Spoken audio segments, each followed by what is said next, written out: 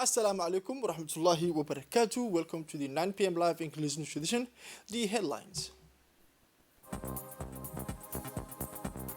Djibouti now has its own solar panel manufacturing plant.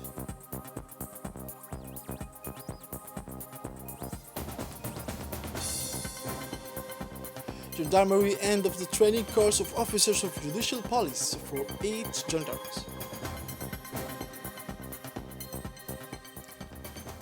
And for the international news, in Egypt, the country sends engineering convoy into Gaza to aid reconstruction.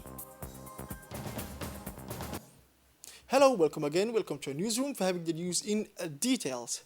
The support Djibouti's business community, flexible workshop and co-working facility provider, Regis, a member of the International Workspace Group, has opened its first location in Djibouti capital.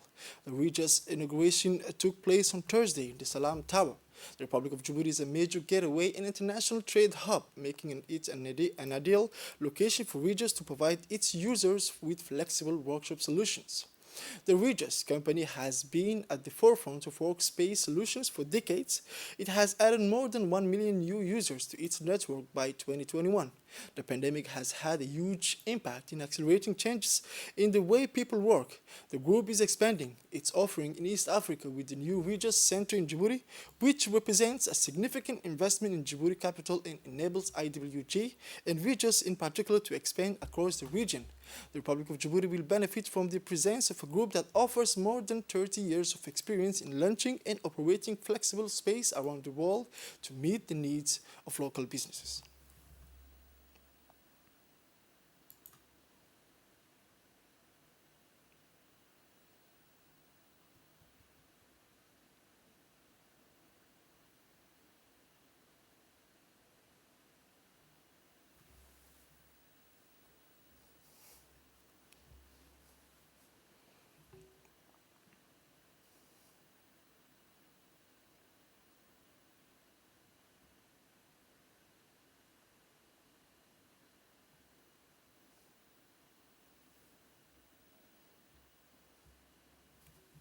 The Ministry of Finance, Mr. Yas Musa Dewale, indicated that the Regis network of workspace will allow companies to operate anywhere without setup costs or investments.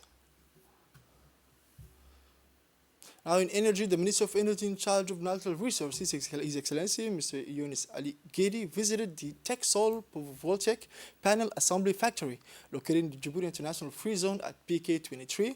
His Excellency Mr. Yunus Ali Gedi, at the head of the high delegation composed of Dr. Qayyad, General Director of ODEC, Mr. Gulid Mohammed, the Director of Energy, and Mr. Ali Barre, Director of Project Management, was welcomed by Mr. Mohammed Saeed, the Texol Company Director, who showed him the production line of photovoltaic panels.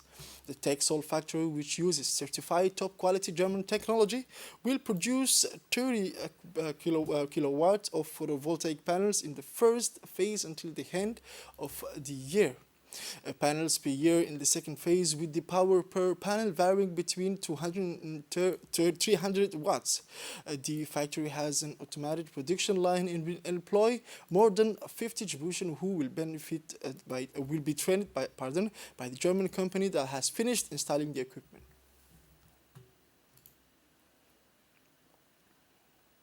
The Minister of Energy, Mr. Yunus Ali Gedi, in his intervention, specified that the factory will play a decisive role in the energy transition by making Djibouti's panels accessible to the local market with a possible sub-regional reach.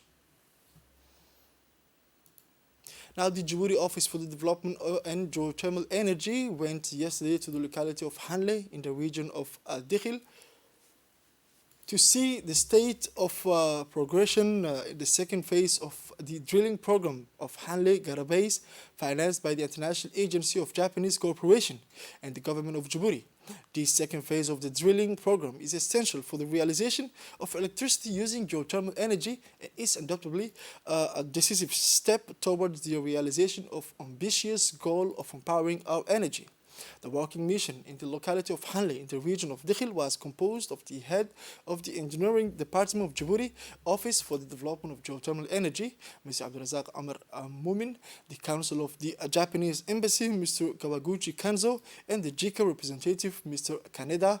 The objective of this visit was to see the progress of the second phase of the drilling program of Hanle and Garabais and of the water tanks built for agropastoral irrigation in this same locality. As a reminder, the locality of Hanle and Garabais has a subsoil where hot water bubbles up, from which ODEC attempts to extract sufficient energy with a view to producing electricity.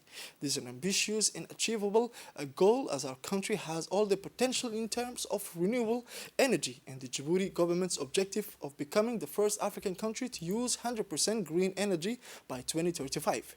The Council of Japanese Embassy and the representative of JICA reminded us of the importance of this project. Now, the 22nd of February 2018 is now a landmark in Djibouti and more generally in Africa for the entire port and maritime sector. On those days, the public authorities of our country struck hard by deciding to terminate the concession contract with the former operator, an unprecedented nationalism that has borne fruit. Let's have a look at the details in this video with Mohamed Aden.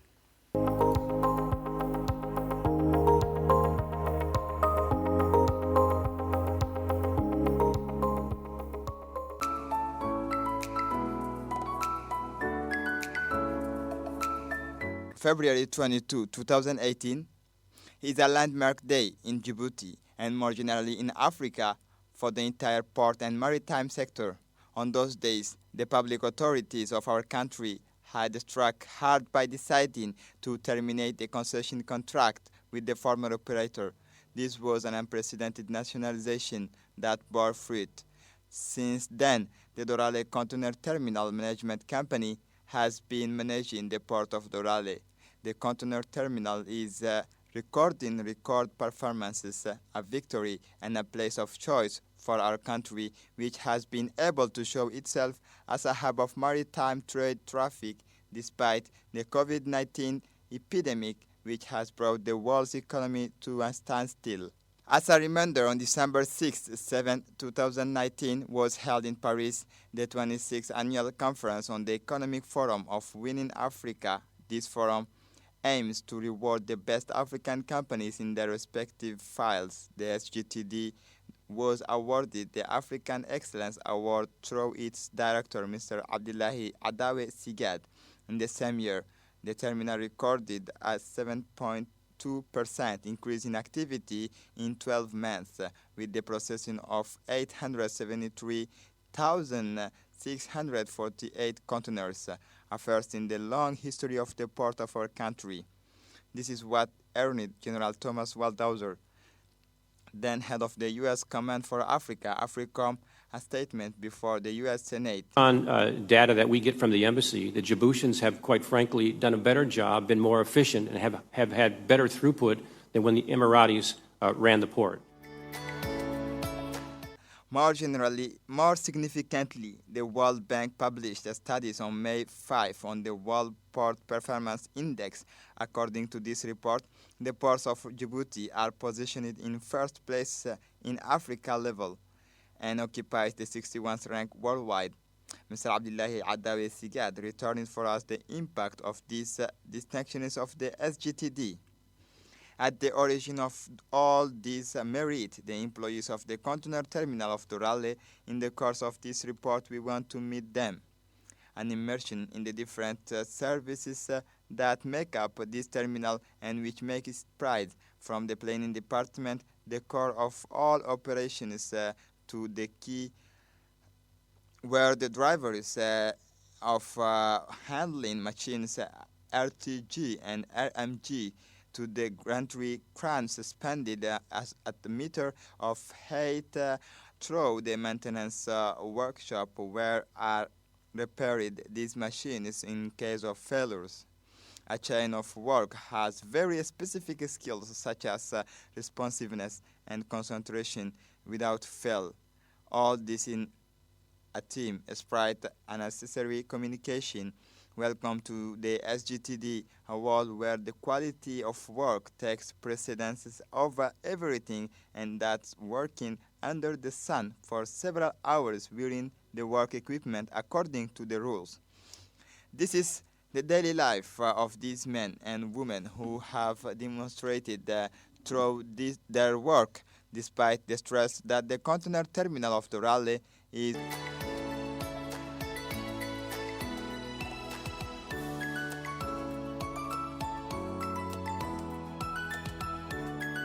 under the sun of the operation at the quay are very intense. On this day, two large container ships are at the quay. There are the Rio Centuris and the Cota, which must be unloaded within 24 hours. A very limited time is also assigned to the operations team, a job that must be done with dexterity, concentration, competence, speed, of course, safety. Djibouti's ambitions are not limited, and our country see big. The Dorale Containers Terminal is one of the key pieces of an ambitious national development project to make Djibouti a leading trade and logistics hub between Asia, Africa, and the rest of the world. Now, the new headquarters building located at the Captain Hamidou Barracks hosted on Thursday a ceremony to award diplomats and strips to gendarmes who have completed the training of Judicial Police Officer (OPG). The ceremony was chaired by the Prosecutor General, Mr. Jama Suleiman Ali, and was attended by several magistrates of the Public Prosecutor's Office, including the Republic's Prosecutor, Mrs. Lemis Mohamed Said, and several officials of the National Gendarmerie. The 8 recipients of the class of 2018-2020 include one female staff. They followed the training inherent to the OPG qualification for 2 years and all achieved excellent results in the final examination. The ceremony started with the reading of some verses from the Holy Quran, followed by the proclamation of the results and the presentation of diplomats, stripes, OPG badge to the graduates. The officials then posed with the graduates for a family photo.